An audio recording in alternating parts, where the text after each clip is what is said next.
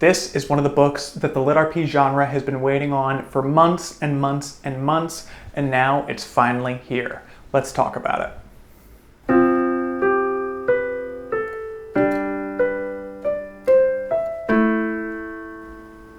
Hey there everybody, welcome back to Fantasy Inc. My name is Wyeth, and today we are reviewing He Who Fights with Monsters 12 by Gestalt.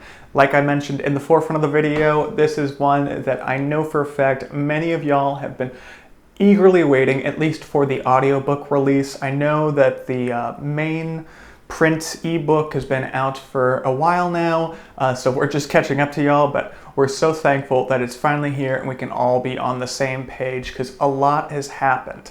Now, seeing as this is a review on book 12, I'm obviously going to be talking about spoilers from the forefront all the way up to book 11. So before I jump into all of that, if you do not know about He Who Fights with Monsters, it is a phenomenal series that I feel like everybody in the lit RPG genre would agree with me saying it's one of the need to read basis. It's not for everybody, but at the same time it is for the majority of us, and we are so thankful that Gestalt has put pen to paper here and allowed us to join Jason on a magnificent journey so far. And it's coming to a conclusion here, and this is where I'm jumping into the spoilers before now.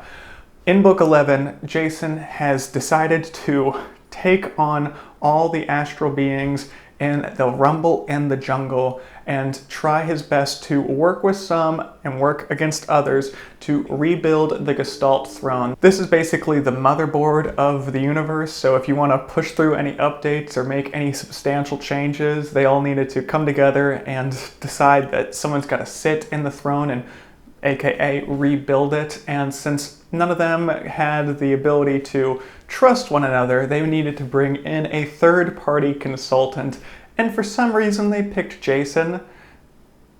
You know, it doesn't make any sense to me, but as a protagonist, he's fantastic. But yeah, he was going to go ahead and, like I say, push through some updates, which we saw in the last part of book 11 with the intro to the new system.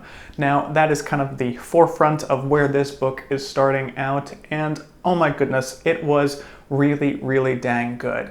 My first thoughts in finally picking this one up is, okay, there is a lot of things to take care of, not just interpersonal relationships, but Jason needs to come to terms with his newfound power.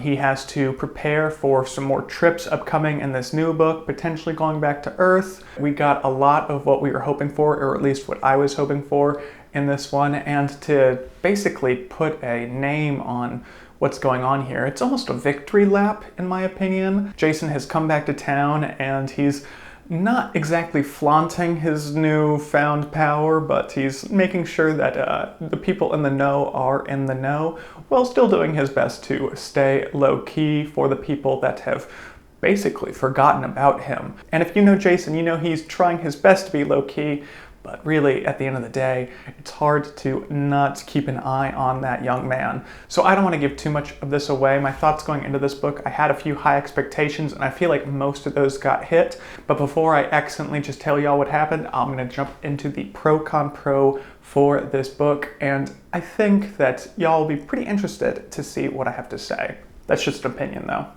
The first pro I'm going to say is the closure that we got in so many different ways. As y'all know, reading the series, you know that Gestalt has a way of, when he's wrapping up a specific arc, he will take basically the back 2 hours of each of these arc books, and he's panning around, showing what his team is doing, showing what his enemies are kind of working on, and we kind of get a full picture when these arcs are coming to an end. So while Jason was fighting the astral beings, we got a good picture of what was going on at the end of book 11. Even though Team Biscuit's reunion with Jason did feel slightly rushed at the beginning of this book, his other relationships and other friendships that he's made definitely got the time it truly deserved, in my opinion. Jumping into the con for this book, and for those of you who have read this series before, it probably is no shocker, but it was very evident throughout the entirety of this book. It's a lot of virtue signaling on power dynamics. And yes, that's almost the bread and butter for what He Who Fights with Monsters is discussing throughout the entirety of the series. At the forefront of it, Jason is coming to this new world, and he is as weak as a lamb until he gets his essences, and then throughout his journey is definitely fighting above his weight class almost the entire time, so he has the ability to very much build a grudge. But now that he and his team and his family and friends are much more powerful, he's now taking the time to reassess, in his opinion, how power should be held, not just with him, but with other people.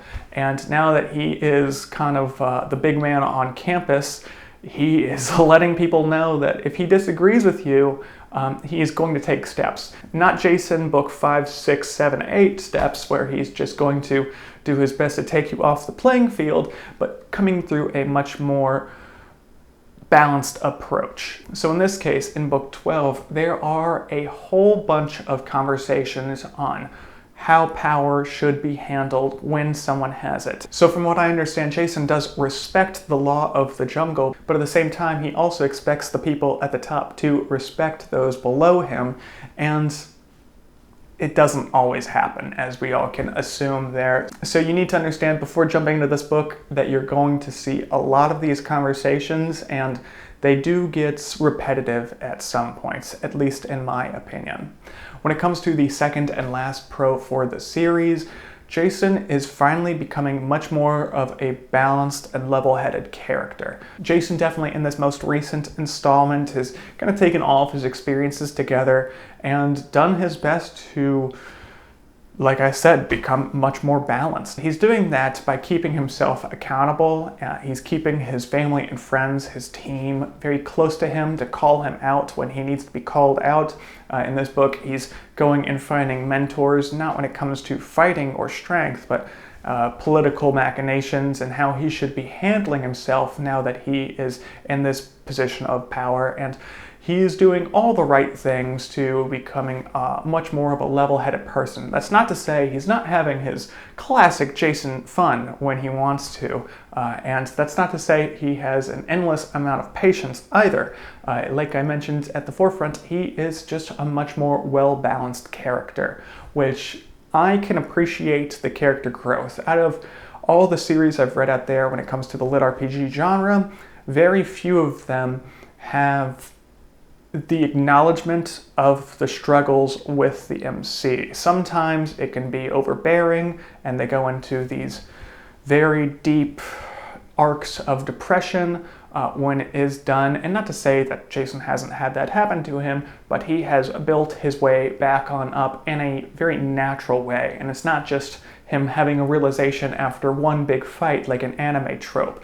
No, it's after long fought battles, multiple conversations, therapy in Jason's case, and he is not a perfect man, and he definitely knows that, but at the same time, he is definitely one that has the power to make change, and it's no longer his way or the highway, but you will know what his way is, and he will give you a pretty dang good reason as to why you should follow it. And there is a prime example in this book that very much says that point. So with all that said, I really did enjoy book 12. I think that it is a great jumping off point for what is supposed to be the last arc of the series. I am unaware of when we are going to be getting book 13.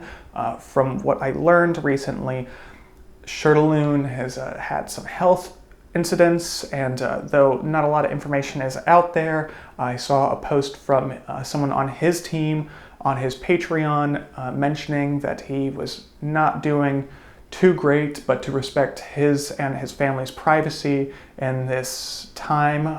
So who's to say when that's going to happen? At the end of the day, let's all give our respect and our patience to the author, because health concerns are quite severe when they are severe. So we need to be respectful and not bang on his door waiting for the next installment of the series, even though we are all very excited for it. So let's just be thankful that we were able to start this new arc in Jason's journey and look forward to whenever the next book may come out. I kind of said all I wanted to say about this book. Y'all need to pick it up if you've gotten this far in the series anyway, so I don't feel there's a big need for the deep dive here. Tell me y'all's thoughts on it in the comments below once you do finish this one. I was a big fan, and I know I kind of took a strong stance on this con in the middle, so I would especially like to know y'all's thoughts on it there. With all that said, I do appreciate everyone's time. Thank y'all for taking the time to check out this video, this channel, and be sure to keep reading.